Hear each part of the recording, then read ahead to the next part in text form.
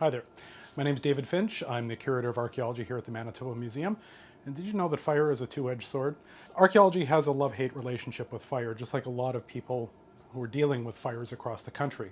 As we know, it's a really active wildfire year, and we're pretty aware of how that affects families and communities.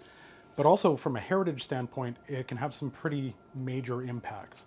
First of all, fire limits our ability as archaeologists to get out in the land. It can also limit our access to homes and roads, and just general quality of life. On the other hand, fire does remove the top layer of vegetation, and it also can remove the top layer of soil. So the end result is, in some ways, it's easier for archaeologists to go in after a fire and look around for artifacts that are scattered on the surface.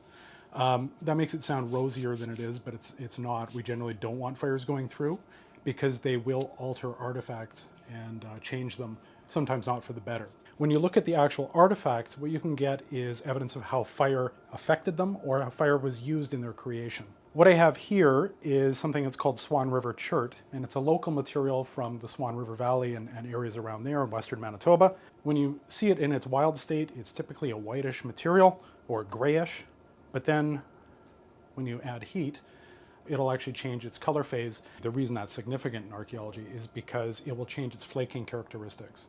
People who are flint knappers today and doing experimental archaeology have observed that Swan River chert, when you heat it up, big nodules, put them on the edge of a campfire, they change their quality in terms of how they can be used for making tools. It's a little more brittle, but it's also easier to work.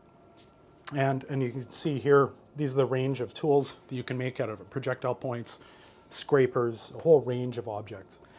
When you look at archaeological sites and you look within them, if there's been a fire, say for example there's been a brush fire, a large forest fire, or even just campfires within the site, you can oftentimes see a layer of ash. If you can get radiocarbon dates associated with that ash, like a lump of charcoal, you can directly determine how old that ash layer was and that charcoal was. Even if you don't have that, if you can figure out the relative dates, anything above the ash line is more recent, and so it's going to be younger. Anything below it is going to be older. So fire, like I said, it's a double-edged sword. It preserves some things, it changes others, it destroys others. So I think as we're moving into a period where we're going to deal with fire a lot more, we're going to have to consider what kind of effects this is going to have on heritage resources and how we interpret them.